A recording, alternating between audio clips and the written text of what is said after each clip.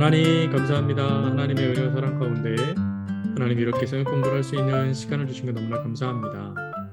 오늘 성역 공부를 통하여서 저희들이 하나하나 하나님의 말씀을 배워나갈 때 그 말씀들 속에 담겨져 있는 하나님의 마음을 알아갈 수 있는 그런 시간이 되게 하여 주옵소서. 감사합니다. 사랑 많으신 예수님의 이름으로 기도합니다. 아멘. 아멘. 예, 감사합니다. 오늘도 화면을 공유하면서 또 해야 되겠죠.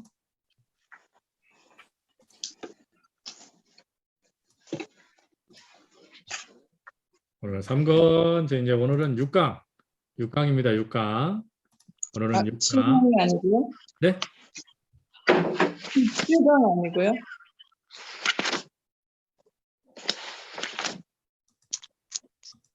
7강인가요? 잠깐만요. 오늘 7강이에요. 7강이 제자도죠? 네네. 네네네. 제가 이거 잘못 적었습니다. 죄송합니다. 네, 7강. 네. 오늘은 오늘도 테스트 진행하지 않고 저희가 바로 저걸 진행하겠습니다. 오늘은 바로 중요한 강의들이 있어서 그 강의를 진행하는 걸로 그렇게 하겠습니다. 7강의 가장 중요한 핵심은 우리가 잘 알고 있듯이 하나님 나라의 대사들이라 그래서 하나님 나라의 그 일들을 감당하는 사역자들에 대하여 성경이 이제 오늘 말씀은 이야기해 주고 있거든요. 그 사역자는 총 세 부류죠. 세 부류. 그 사역자는 첫 번째로는 제자에 대해서 나오고, 두 번째로는 사도에 대해서 이야기되고, 세 번째로는 방문 전도자들, 전도인에 대해서 이야기되어져요. 오늘은 그 중에 제자가 뭐냐, 사도 그 뭐냐, 이런 부분들을 좀 구체적으로 좀 이렇게 배웠으면 좋겠어요. 제자에 대해서요. 아마 교재 부분에서는 그 제자도 그래서 이렇게 풀어놨을 거예요. 성경 구조들을, 그리고 사건들을 이렇게 얘기해놨거든요. 그것은 이미 여러분들이 풀어보셨기 때문에 그 풀어보신 것을 따로 점검하지 않아요. 원래 그 점검을 한다면 T의 그 뒷부분에 나와 있는 그 테스트를 점검했겠죠. 그렇죠? 테스트를 점검했겠지만 점검하지 않고 오늘은 이 제자도 또 사도 요 부분에 대해서 교재 외에 또 우리가 배워야 될 중요한 것들을 함께 좀 이렇게 나누려고 합니다. 그래서 오늘 강의는 교재가 기초예요. 교재에 담겨져 있는 게 기초고, 그 기초 위에 그러면 구체적으로 제자도를 살아가는 우리 그리스도인들의 신앙의 자세는 어때야 되느냐 하는 걸 또 배우고, 그 사도가 뭐냐, 사도직에 대한 것도 잠깐 이렇게 다루고자 합니다. 그래서 오늘은 제 이 앞에 PPT 화면 이렇게 보시면서 함께 따라와 주시면 감사하겠어요. 제자도의 근본 8가지의 모습이 있어요.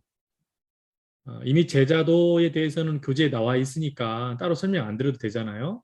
그 제자도를 하게 될 성도들의 모습, 잠깐만요. 또 막 들어오기 시작하시네요. 네네. 이걸 이렇게 하면 저한테는 보이고. 네네. 그래서 오늘은 제자도에 대한 것을 교재를 근본 기초로 두어서 제자도에 대한 근본 8가지의 신앙의 자세에 대한 부분을 강의할 겁니다. 안녕하세요, 집사님들. 네, 안녕하세요. 반갑습니다. 네네. 오늘은 테스트 진행하지 않고요. 이미 테스트 다 하셨잖아요. 그렇죠?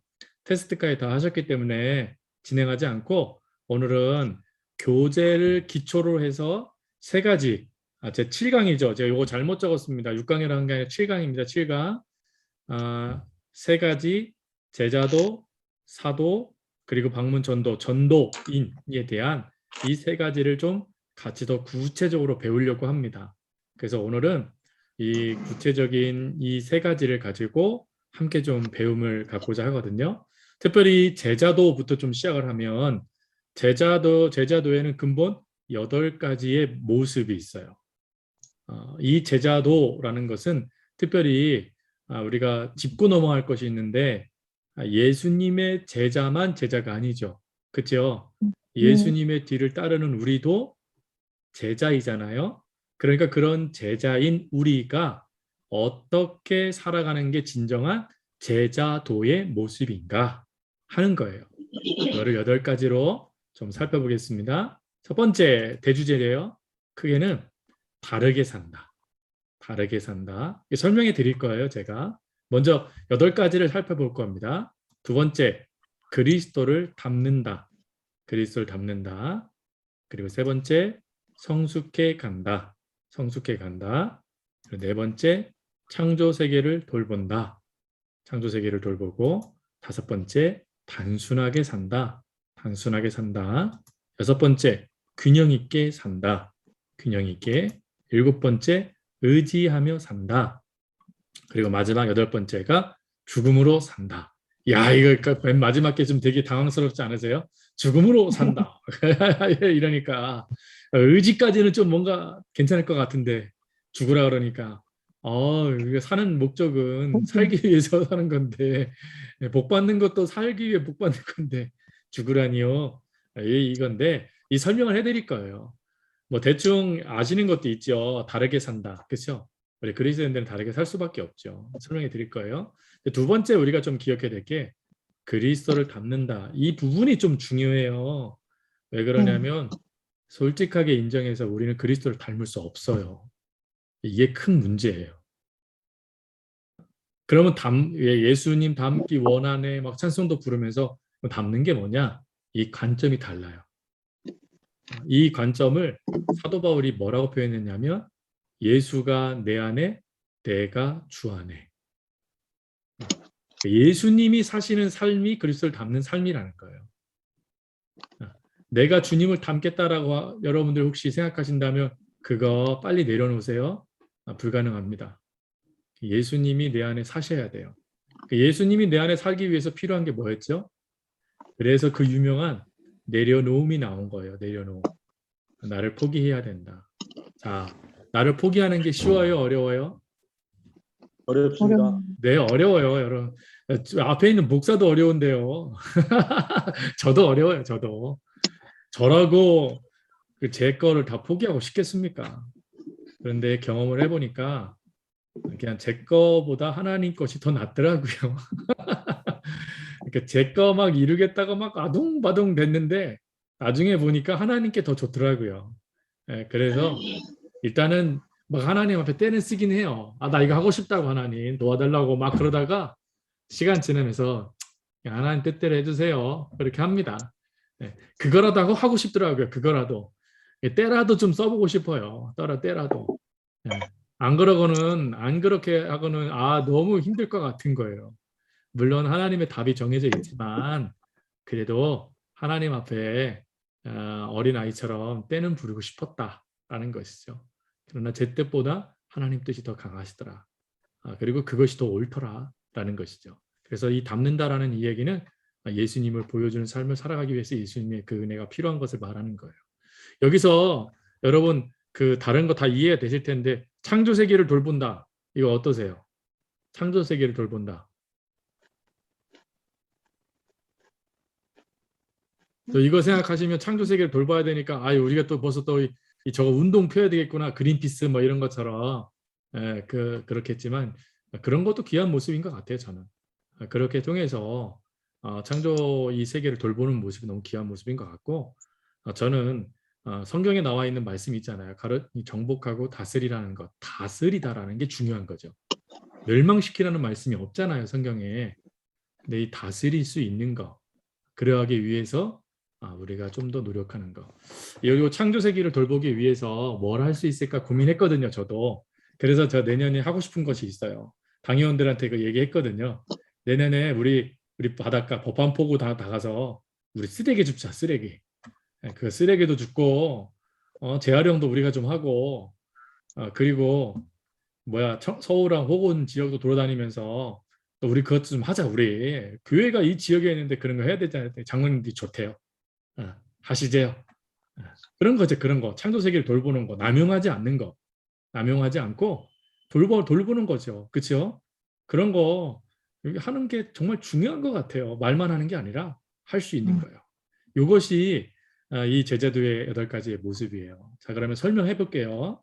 첫 번째요. 다르게 산다. 다르게 산다. 이렇게 돼 있죠. 여론의 돌풍에 이리저리 흔들리는 갈대가 아닌 바위처럼 흔들리지 않는 존재. 그러면 바위처럼 흔들리지 않기 위해서는 어느 바위에 있는지가 중요하겠죠.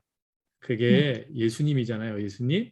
그러니까 예수님이라는 바위 안에 우리가 거할 때 흔들리지 않는 존재가 된대요. 또 물의 흐름을 따라가는 죽은 물고기가 아니라 흐름을 거슬려 올라가는 것. 그렇죠. 세상에서 지금 말하는 기준들이 너무 많아요. 심지어 제가 얼마 전에 그 학교 학원성교회에 저희 교회가 이제 서귀포 여고를 맡게 됐어요. 그래서 서귀포 여고를 우리가 보고만해서 어떻게 접근해야 될 것이냐 이 세미나가 있어서 거기 갔다 왔는데 지금요 교회에서 교자도 끊으면 안 되더라고요. 예전에는 학교 앞에서 왜 전도지도 줬잖아요. 근데 그것도 불법이래요. 신고하면 잡혀간대요, 지금은. 그래서 또 심지어 그 학교 안에 기독교 동아리도 없어요. 그거 아세요? 전국적으로 기독교 동아리가 딱 2개밖에 없어요. 전국에 있는 모든 고등학교예요. 기독 동아리가 2개밖에 없어요. 옛날에는 막 하이 CCC도 있었고 UBF도 있었고 다 있었거든요. 지금은 딱 2가지밖에 없어요. 그 중에 한 가지가 서귀포에 아니 제주시의 남영고에 있어요. 거기가 뭐냐면 기독 동아리인데요. 그 기독 동아리 그 뭐냐면 여러분 우리 주기철 목사님 그때 동시대에 같이 귀한 사역을 감당했던 손영환 목사님 아시죠? 그 손영환 목사님이 지금 그 있는 그때 나병 환자들을 돌봤던 소록도 그죠? 거기 그곳을 기독교 정신으로 섬겨야 된다 그래서 소록도 동아리가 있어요. 소록도 봉사 동아리.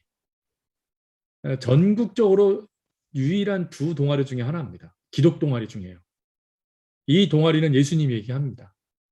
예수님 얘기하고 그리고 하나님 믿어야 된다고 얘기해요. 더 은혜가 뭔지 아세요? 이 동아리를 나와야지만 의대에 들어갈 수 있답니다. 그래서 이 동아리를 서로 들어가려고 애를 쓴답니다. 지금도 그 의대에서 점수를 인정해주는 동아리입니다. 유일합니다, 아주. 그 동아리가 아직도 살아있어요. 아직도 있습니다. 그래서 한 해에 10명씩 막 의대에 보내는 유일한 동아리입니다. 기독 동아리. 근데 그거 외에는 다 지금 사라졌어요. 또 세상은 또 사람의 인격이 중요하다. 또 감정이 중요하다라고 하면서 얘기를 하잖아요. 그렇죠? 인격도 중요해요. 좀 우리 기독교인들은 인격 무시하지 않아요. 그렇죠? 이미 우리는 노예 제도를 우리 기독교인들은 회파시키거든요. 그 원치 않아요, 저희들은. 노예도 한 형제 자매잖아요. 그러니까 기독교는 인격적인 종교예요. 근데 세상은 그 인격에 뭐를 플러스 시키냐면 하나님께서 금하신 것을 플러스 시켜요. 또 감정도요. 감정이 중요하다라고 얘기하잖아요, 계속. 그러나 그 감정이 중요하지만 그 감정은 우리를 얼마든지 무너뜨릴 수 있다라는 게 문제가 되죠. 그래서 그런 것들이 끊임없이 밀고 들어오거든요. 반기독교적인 문화도 끊임없이 밀고 들어오고, 근데 그것을 거슬릴 수 있는 거, 거슬러서 올라갈 수 있는 거, 다 그래도 아니야 라고 말해줄 수 있는 거요. 또 문화의 주류까지 거스르는 존재, 또 주변 환경에 따라 자기 색깔을 바꾸는 카멜레온이 아니라 주변 환경에 맞서서 눈에 띄게 두드러진 존재가 되는 거. 너무 눈에 두드러지게 띄니까 세상 사람들이 막 지금 막 입에 넣고 사탕처럼 굴리고 있는 거죠, 기독교를. 그런데도 불구하고 그래야 된다라는 거죠. 타협할 수 없는 것은 타협할 수 없죠. 다르게 살아야 된다는 거. 다르게 살아야 된다는 거. 이것이 다르게 산다라고 이것을 너무 극단적으로 밀고 들어가면 또 안 돼요. 내년의 표어가 복음에 대한 건데 그 복음의 핵심은 예수 그리스도의 복음을 세상의 다양한 빛으로 비춰야 된다는 거예요. 그들이 원하는 빛이 아니라 예수님이 원하시는 빛을 비춰야 된다. 이게 다름이에요. 다름. 또 2번째, 그리스도를 닮는 거. 근데 그리스도를 닮는다라고 하는데 본받는데요. 본받는다. 이 본받는다라 그러니까 그분을 보고 내가 해야겠네. 어니스트 큰바위 얼굴처럼 생각할 수 있잖아요. 그렇죠? 근데 그거 아니에요. 여기서 본받는다라는 이 단어의 의미가 있어요. 그게 뭐냐면 대신 산다라는 거예요. 대신 산다. 즉 예수님께서 대신 살아야지만 비로소 하나님이 원하는 삶을 살아갈 수 있대요. 대신 살기 때문에 도와주는 이가 온대요. 예수님이 하신 말씀이죠. 그 도와주는 이가 누구예요? 여기 있잖아요. 성령. 성령. 네, 성령. 성령님께서 우리를 이끌어 가시는 거예요. 그래서 성령의 열매를 맺는다라는 이 열매는 삶을 말하는 거예요. 삶. 성령님을 통해서 맺어진 삶. 우리 힘으로 맺어질 수 없으니까 예수님께서 성령님과 더불어 맺혀주시는 삶. 그게 바로 그리스도를 닮는다라는 거예요. 그래서 그 그리스도께서 행하신 대로 우리가 살아갈 때 예수님이 오래 참았으니까 나도 참아야지. 불가능해요. 예수님께 참는 것과 우리는 비교할 수 없어요.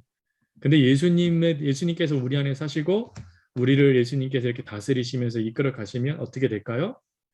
예수님 안에서 참아지게 되는 거죠. 내가 참는 게 아니라 참아지게 되는 거예요. 내가 예전에는 이해하지 못했는데 이해하게 되는 거예요. 그런 것들이 나타나게 되는 것이죠. 그래서 그것들을 우리가 알아가고 배워가는 것이 바로 이 제자도의 두 번째 모습이에요. 예수님이 이렇게 사셨다면 그렇다면 그 예수님 안에서 우리는 어떻게 살아갈 수 있을까? 내 힘으로는 불가능하다면 우리는 누구와 함께 이 삶을 살아가야 될까? 예수님이시구나. 성령님이시구나. 그분들과 함께 가야 되는 게 가장 중요한 제자도라는 것입니다. 세 번째가 성숙해 간다라는 거예요. 이 성숙해 간다라는 이것은 다른 말로요. 시각의 변화를 말하는 거예요. 시각의 변화. 여러분 똑같은 사건을 보고 우리가 예수님 믿기 전에 바라봤던 시각이 있죠. 근데 똑같은 사건에 예수님을 믿고 난 다음에 바라보게 되어지는 시각이 있어요. 예전에는 내가 그 사건을 보면 반듯하게 이런 기준으로 이런 생각으로 이런 모습으로 정확하게 얘기를 했는데 예수님을 믿고 난 다음부터는 예수님께서는 어떻게 하실까 고민하면서 그 예수님께서 보여주시는 시각으로 반응하게 되거든요. 그러한 모습들이 우리 가운데 나타나는 거예요. 예전에는 참지 못해요. 누가 뭐라 그러면 그래 너 죽고 나 죽자 막 이랬던 내가 예수님을 믿고 난 다음부터 줄어들기 시작하는 거예요. 그런 것들이 줄어들기 시작하고 끝끝내는 어느 순간에 이해되기 시작하고 그 영혼이 불쌍해지기 시작하는 거예요. 그리고는 나도 모르게 그 영혼을 위해서 기도해져 가는 거죠. 성숙은 이런 거예요. 그래서 이 성숙해져 간다라는 이거를 야고보 사도가 뭐라고 얘기했죠? 기억나세요 혹시? 야고보 사도가 위대한 말 하나 했는데요. 뭘까요? 야고보 사도가 이 얘기했어요. 성자는 똑같아요. 근데 그거를 성화라고 얘기했죠. 성화. 성숙해져 간다라는 이 단어가 성화되어져 간다라는 단어와 같은 거예요. 점점점 예수님 안에서 내가 달라져 가는 거예요. 달라져 가는 거. 이렇게 달라져 가서 예수님께서 원하시는 것을 보고 예수님이 말씀하시는 거 말하고 예수님이 생각하게 하시는 거 생각하는 거. 이러한 모습으로 점점점 달라져 가는 거예요. 이게 성화예요. 성화. 우리 그리스도인들은 이런 삶이 되는 거예요. 예수님 믿지 않으면 이렇게 할 필요도 없는데 예수님을 믿기 때문에 그 예수님 안에서 우리가 이렇게 성화되어져 가는 거죠. 그래서 여러분들은 달라져요? 달라지지 않아요? 달라져요. 올해 이 모습이 내년에도 이 모습일까요? 절대 아니요. 아닙니다. 꼭 기억하셔야 돼요. 올해의 모습은 올해의 모습으로 끝나요. 내년에는 하나님이 더 다른 모습으로 바꾸어 가세요. 그게 성화예요. 성화. 그래서 우리는 점점 더 나아져 가는 것이죠. 하나님의 기준에 점점점 나아져 가는 거예요. 그 다음은 네 번째로 창조 세계를 돌보는 거. 창조 세계를 신격하면 안 되죠. 그렇죠? 돌보라 그러니까 막 애지중지 해가지고 꿀단지처럼 막 감싸고 막 그래가지고 이것이 우리 마을을 지키는 저거야 막 그러면서 막 그거 말하는 게 아니라 하나님께서 세우신 이 자연 세계를 우리가 이렇게 회복하고 또 하나님의 창조 세계를 회방하는 일을 행해서는 안 된다. 잘 돌봐야 된다. 착취하거나 그것에 피해를 주지 않고 그 자연의 세계를 잘 보존하는 삶을 살아야 되는 거예요. 그래서 제 예전에 기억이 나는데요. 예전에 서해안에 기름 유출 사건이 일어났었어요. 기억나시죠? 네. 해안반도에 거의 난리가 났었잖아요. 그때 여러분 총회적으로 공고 사항이 하나가 내려왔어요. 그게 뭐냐면 우리의 창조 질서를 우리가 회복해야 된다. 창조 세계가 파괴된 걸 우리 교회가 방관해서는 안 된다. 그러니 최선을 다하여 우리가 봉사해야 된다. 교회가 일어나서 이 일에 동참했으면 좋겠다라는 공문이 내려왔어요. 여러분 그 공문이 내려오기 전에 교회들이요 정말 누구나 할 것 없이 막 날짜를 정해서요 그곳을 달려갔어요. 막 달려가가지고 막 기름때 벗기고 기름 냄새 되게 독하더라고요. 그거 벗기고 막 열심을 했어요. 그때 교회가 얼마나 열심히 했는지 참여하지 않은 교회가 없더라고요. 그거는 말씀을 실천하는 거예요. 말씀을 실천하는 거. 그거 반드시 우리 그리스도인의 제자들은 행할 수 있어야 된다. 그렇게요.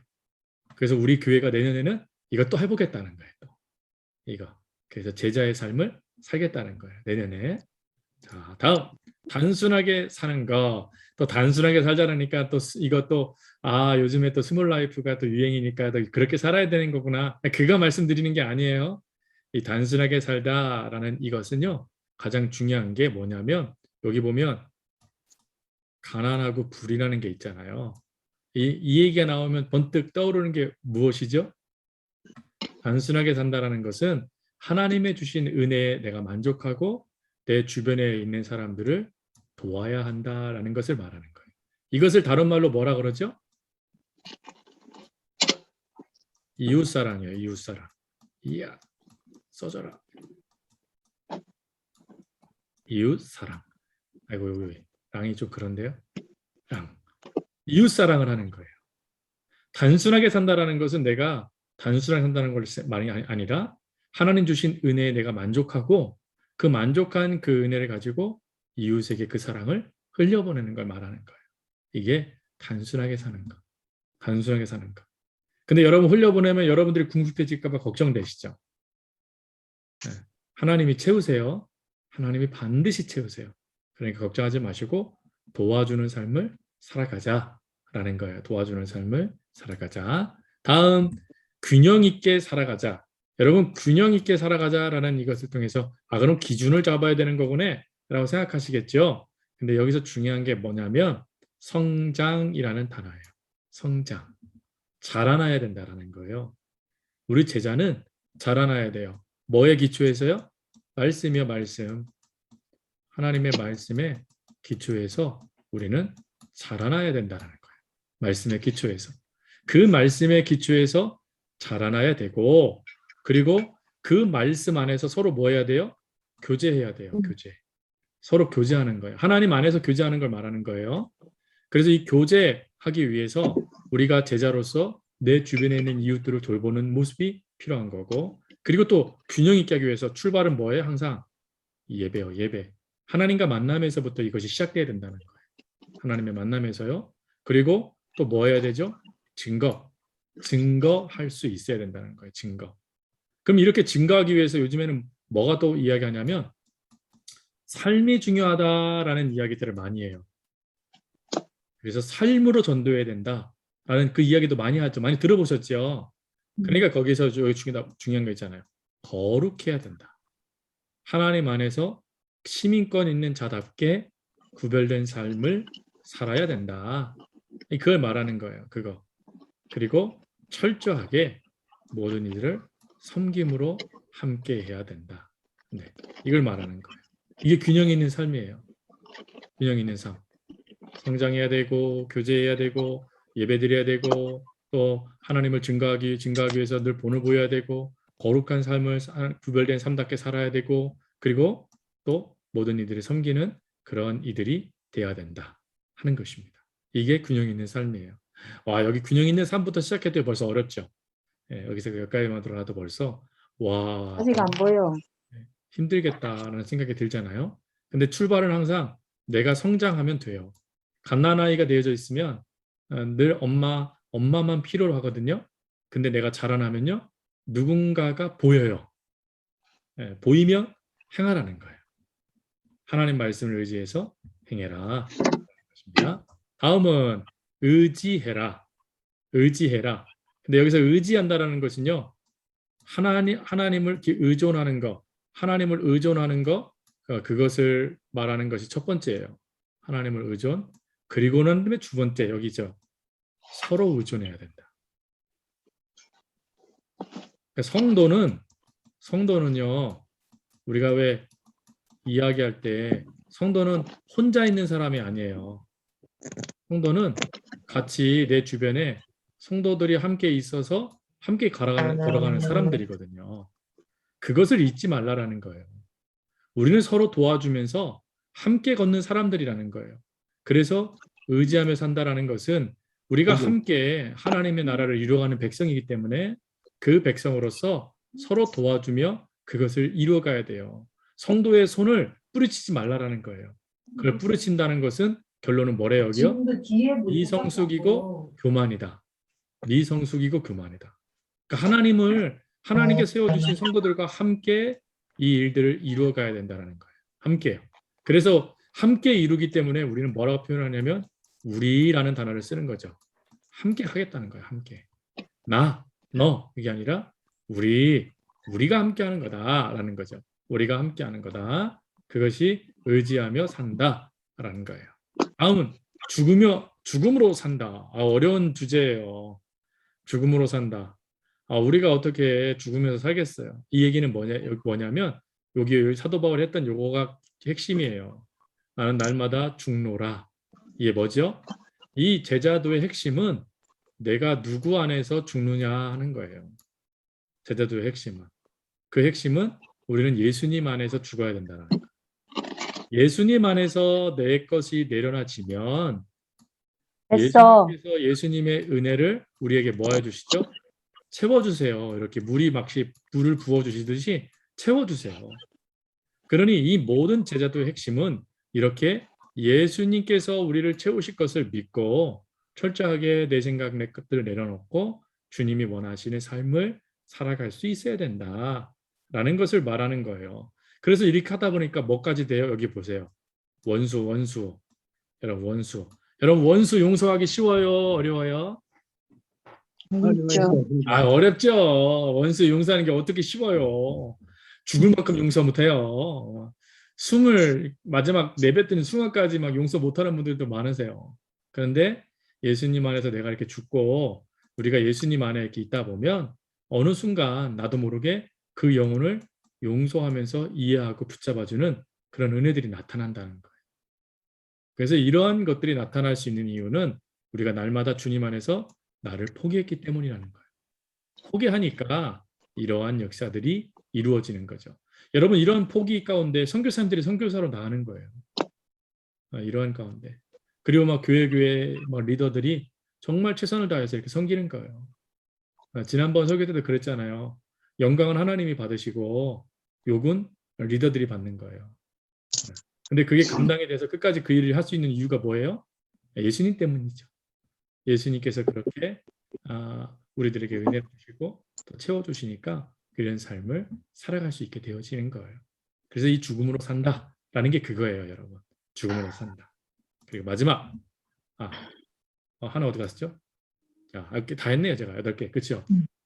이렇게 산다는 거죠. 이것을 우리가 기억하면서 제자의 삶을 살아갔으면 좋겠어요. 제자의 삶. 또 예수님의 12제자와 사도 바울, 사도직에 대한 거잖아요. 사역 참된 사도는 여기 이렇게 돼 있어요. 하나님의 은혜로 온 것임을 자각하는 사람이다. 사도 바울이 그 유명한 고백했잖아요. 나의 나된 것은 오로지 주의 은혜다. 그 사도 바울에게 있어서 뗄래야 뗄 수 없는 단어는 은혜라는 단어예요. 은혜. 그래서 사도 바울이 편지를 쓰는 곳마다 하나님의 은혜가 무엇인지를 설명을 하죠. 그 은혜를요. 또 12제자들은요. 여러분 물론 가룟유다가 빠졌으니까 11명이지요. 근데 사도행전에 마띠아를 뽑았으니까 12명이 되잖아요. 그렇죠? 그 사도행전까지 나왔을 때 12명의 제자들 이들이 사도직을 감당할 수 있는 그런 그릇이었나요? 어떠세요? 예수님이 얘네들은 떡잎부터 달라. 그래서 부르셨나요? 아니요. 아니에요. 아니에요, 아니에요. 물론 예수님이 부르시자마자 뭐 그물도 버리고 그리고 돈 열심히 얻을 수 있는 그 세간의 직도 버리고 왔지만 결론은 12제자는 우리와 별반 다르지 않은 사람들이에요. 배반도 하고요. 3년 동안 예수님 곁에 있었잖아요. 예수님께서 비유풀이도 해주시고요. 3년 동안 예수님이 함께 먹고 마셨거든요. 근데 제자들이 달라졌어요? 안 달라졌어요. 오히려 예수님을 버리고 뭐 했죠? 도망쳤잖아요. 도망만 쳤나요? 아니잖아요. 부인했어요. 부인할 때 그냥 부인했나요? 저주하면서 부인했어요. 그러니까 나밖에 몰랐던 삶을 살았던 인물이었어요. 제자들도. 사도 바울은요. 예수 믿는 사람들을 핍박했던 인물이었잖아요. 심지어 다메섹이요. 기억나시죠? 다메섹은 이스라엘 땅이 아니에요. 이방 민족 땅입니다. 이곳까지 가서 예수 믿는 사람들을 잡아 죽이려고 종교 지도자들에게 그 권한을 위임받아 움직였던 인물이에요. 그래서 예수님께서 사도 바울을 다메섹 선상에서 만나신 다음에 뭐라고 하셨죠? 제 첫 번째 말씀. 이게 뭐죠? 기억나세요? 사울아 사울아 어찌하여 네가 나를 핍박하느냐 박해하느냐. 핍박자였어요. 사도 바울이요. 자, 이렇게 되니까 진짜 은혜구나라는 걸 알 수 있게 되죠. 제자들이던 사도 바울이던 정말 하나님께서 사도로 부르신 거는 은혜구나. 그래서 12제자들이 이 은혜를 후에 예수님 부활하신 사건 이후로 깨달아요. 그 성령을 받은 이후로 이 은혜에 부응하는 삶을 살아가요. 제자들이요. 그래서 그 일을 위해서 다들 뭐 하죠? 순교하죠. 순교하고 또 끝까지 주의 사명을 감당하는 사역자들이 됩니다. 또 사도 바울도요. 사도 바울이 그 유명한 고백했잖아요. 나의 달려갈 길을 다 간 후에는 내가 하나님 앞에 그 표대를 넘어서는 그 축복, 그 은혜를 내가 누릴 거다. 그 위대한 고백도 하잖아요. 다 할 때까지, 그 은혜를 다 갚을 때까지 나 이런 삶을 살겠습니다. 라는 그 고백을 하잖아요. 그 은혜를 사도 바울이 끝까지 살아내는 거죠. 그것이요. 또 고린도후서 2장 14절에 보면 바울은 또 한 고백을 했어요. 항상 우리를 그리스도 안에서 이기게 하시는 하나님. 누가 이기게 했대요? 하나님이요. 하나님께서 이기게 하셨대요. 하나님께서. 오늘 이 다윗도 똑같은 고백을 했죠. 하나님께서 하신 거라.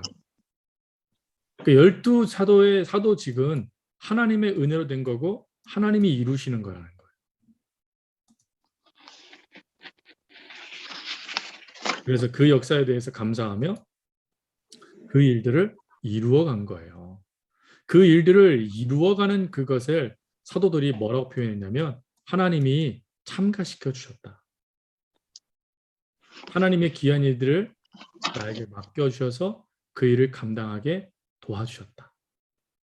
그러니까 이게 은혜라는 거예요. 자기는 여기에 들어갈 수 없다라는 거예요. 개선행전, 여러분 개선행렬을 이끄시는 분 누구죠? 예수님이잖아요. 예수님. 여러분 예수님이 모든 걸 이기신 거잖아요. 우리가 이긴 거 없어요. 근데 그 예수님이 행하셨던 그 역사의 순간에 제자들이 뭐라고 고백하냐면 자기들도 그 은혜를 누리게 수 있도록 참가시켜 주셨다는 거예요. 하나님이. 그래서 은혜입니다. 라고 고백하며 걸음을 걸었다라는 거예요. 오늘 우리들도 마찬가지죠. 우리들도 그러한 은혜들을 우리가 받은 자들이잖아요. 그렇죠? 사실 우리가 제자들과 사도들과 뭐가 달라요? 똑같으면 똑같고 더하면 더할지도 모르겠어요. 그런데 하나님께서 이 모든 것을 참여할 수 있도록 은혜를 더하셨다는 거예요. 은혜. 그래서 그 은혜, 긍휼을 사도 바울이요 계속해서 이야기해요. 그 이야기하면서 뭐라고 하래요? 나를 사도로 부르신 이는 하나님이시다. 이렇게 이야기하며 그 사명을 감당하잖아요. 그리고 또 이렇게 참여해 주셨으니까 직무 포기할 수 있어요, 없어요? 없죠. 지금 어떻게 포기해요? 하나님이 날 불러주신 것도 은혜고 나가던 자를 사용해 주신 것도 은혜고 개선 행렬에 참여해 주신 것도 은혜인데 그래서 사도 바울이 죽기까지 충성한 거죠. 그 사명을 끝까지 감당한 거예요. 그리고 게으르지 않았다라는 거죠. 사도 바울이. 사도 바울이 그 유명한 말을 했어요. 자기는 게으른 적이 없대요. 주를 위해서 달리는 존재였지 자신은 그 역사를 자신을 위해서 멈춘 적이 한 번도 없었다. 그 이야기를 해요. 그 이야기를. 그게 바로 예수님의 12제자와 사도 바울의 모습이에요. 이러한 모습으로 섰기 때문에 이들이요 대사의 직분을 감당할 수 있었고 그리고 오늘 우리들에게까지 복음이 전달될 수 있었다라는 것이죠. 이것이 두 번째요.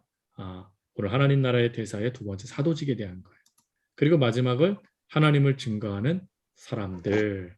증거하는 사진 이거 사진이 옛날에 썼던 사진이었어요. 근데 제가 왜 놨을까요? 네.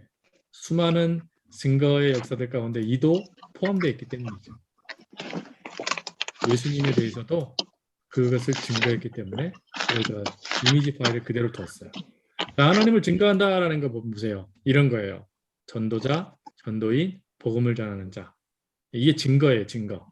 하나님을 증거하다라는 이 단어의 뜻이요. 이 세 가지 뜻이에요. 전도자, 전도인, 복음을 전하는 자. 그러면 질문이요. 질문. 뭘 전해야 되죠? 하나님 복음. 야, 우리 교회 목사님 설교 좋아. 야, 우리 교회 집사님들 은혜가 넘쳐. 우리 권사님들 얼마나 뛰어난지, 얼마나 사랑이 많은 줄 알아? 이런 거 이야기할 수도 있겠죠. 그러나 더 중요한 게 있어요. 그게 뭐죠? 더 중요한 것은 기쁜 소식이라는 거예요. 기쁜 소식. 기쁜 소식을 다른 말로 뭐라 그러죠? 복음이라 그래요. 복음. 네, 복음을 다 풀어쓰면 기쁜 소식이에요. 뭐가 기뻐요? 여러분들에게서 최고의 복음은 뭐예요? 아, 하나님을 믿게 되는 거예요. 믿는 거. 믿는 하나님을 거. 믿는 거. 하나님 자녀된 거. 네. 그렇죠? 구원받는 거. 이것만큼 귀한 게 어디 있어요. 그래서 찬송가에 그런 거 많이 부르시잖아요. 나 같은 죄인 살리신 주 은혜 놀라와. 네. 사실 예수님 믿기 전에는 제가 죄인지도 몰랐던 삶인데 예수님 믿고 나니까 내가 참 죄된 삶을 살았구나. 하나님 참 나 싫어했었겠구나. 안 싫어했어요. 근데 그렇게 생각하는 거죠, 우리가. 그런데 그런 우리를 하나님이 사랑하시는 거, 죽기까지 사랑해 주신 거, 그리고 지금도 사랑해 주신 거, 그 기쁨의 소식을 전하는 거라는 거예요. 여러분, 제가 얼마 전에 통계 자료 이렇게 본 적이 있어요. 통계 자료를 봤는데 전도에 가장 영향력 있는 말, 뭐 같으세요? 전도, 내 주변에 있는 이들을 예수님께로 이끌기 위해서 제일 영향력 있는 말.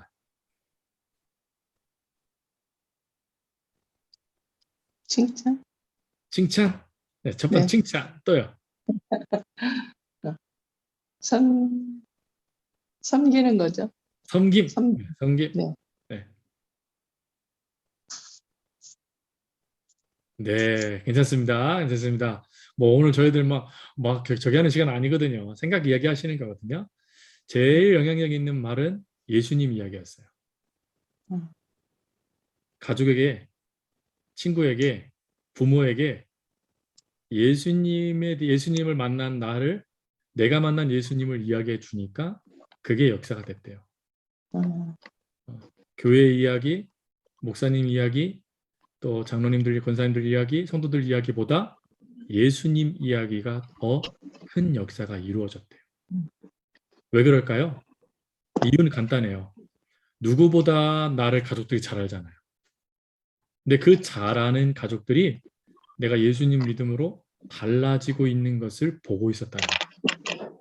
그래서 그 입에서 나온 예수님 이야기가 실제라고 믿어지게 됐고 그 믿어짐이 구원을 일으키는 통로가 됐대요. 그래서 여러분들 누구 전도하고 싶으면 있잖아, 나 예수님 믿는데 예수님이 이런 분이시더라. 나 너무 감사해. 하면서 예수님 이야기만 하시면 된대요. 그러면 그 예수님 이야기가요, 역사가 된대요.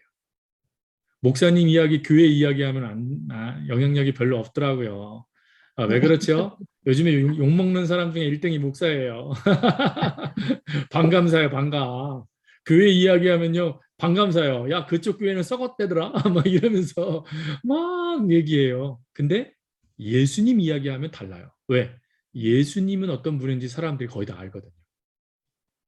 그 예수님의 이야기가 영향력이 있어요.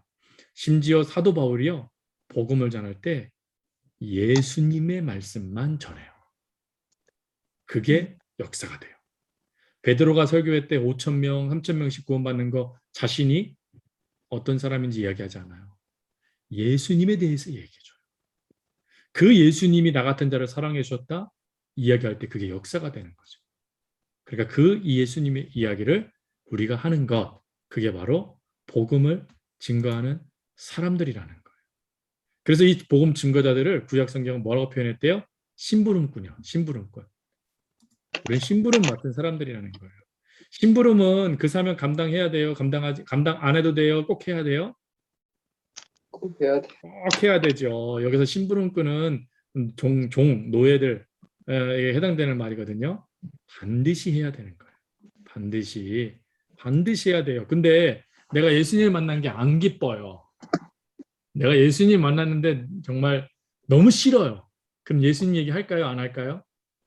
안 하지. 예수님이 좋으시다는데 나는 썩 그런지 모르겠어. 이렇게 하면 여러분 전도가 될까요? 안 되죠. 그 기쁜 소식을 내가 먼저 받아야, 그리고 그 은혜 아래서 내가 달라져야 그 말에, 그 역사에 내가 확신을 갖고 말하게 되는 거죠. 그래서 이 증거자들의 핵심은 뭐예요? 하나님을 만난 사람들이에요. 하나님을 만난 사람들. 여러분들 하나님 못 만났으니까 난 하나님 만난 적 없어요, 목사님. 그래서 안 해도 되죠? 아니죠. 여러분들 하나님 대신 누구 믿으셨어요? 예수님 믿으셨잖아요. 그 예수님 믿는 자들은 하나님을 만난 자들이잖아요. 그 예수님 믿는 자들이기 때문에 우리는 뭐 해야 돼요? 하나님을 증거하는 이러한 삶을 살아가야 된다라는 거예요. 그래서 이 증거하는 삶 우리들이 반드시 이루어야 돼요. 근데 여러분 복음 전도할 때 이걸 특별한 재능과 결부시키는 분들도 계세요. 특별한 재능과. 네. 맞아요. 전도도요. 재능 있는 분들이 있어요. 그거 무시 못해요. 어떤 분은 별말도 아닌데 쑥 잡아다녀서 하나님께로 이끄는 분들이 계세요. 어떤 분들은 그냥 한 달 내내 1년 내내 달라붙었는데도 그분이 요동치도 않는 그런 분들도 계세요. 그러면 우리가 소망이 생기죠. 하나님 재능을 주세요. 사실 안 하려고 해서 문제지 하려고 하면 하나님께서 알아서 재능도 주세요. 하나님 그 사람에게 제가 할 말을 좀 주세요. 그 사람이 지금 무엇 때문에 힘든지 하나님 그것을 저에게 좀 알려주세요. 제가 어떻게 다가가야 될까요? 그럼 하나님이요. 알아서 역사하세요. 그것을 우리가 확신하기에 기도하면서 가는 거죠. 그래서 우리는 다 증거, 증인, 전도의 힘을 맡은 사람들이라는 거예요. 그래서 여기 적어놨죠. 그리스도를 통한 구원의 소식을 전해. 뭘 전한대요? 구원의 소식이요. 네, 그리스도를 통한 구원의 소식. 아셨죠? 그래서 앞으로 전도하실 때 예수님 이야기하시면 돼요. 있잖아, 나 예수님 만났는데 너무 좋아. 막 이런 얘기 있잖아요. 그런 거 하시는 거예요. 안 좋은데 좋아 그러면 안 돼요. 그래서 기가 막히게 알아요, 상대방들이. 그 예수님이 너무 좋다는 거는 사람들이 또 기가 막히게 알아요. 그러니까 먼저 예수님 충만히 경험하고 그 경험한 상태에서 우리가 예수님을 이렇게 믿어나갈 수 있는, 그것도 증거할 수 있는 모습들이 있어야 된다라는 거예요. 이것이요 오늘 이 하나님 나라의 대사들에 대한 세 가지의 모습이에요. 첫 번째 제자도, 두 번째는 사도, 세 번째로는 전도자, 전도인, 우리는 모두가 다 그런 자들이라는 거죠. 그것을 우리가 함께 이 시간에 나누어 봤습니다. 자, 여기까지 하면서 질문 사항 있으세요? 질문?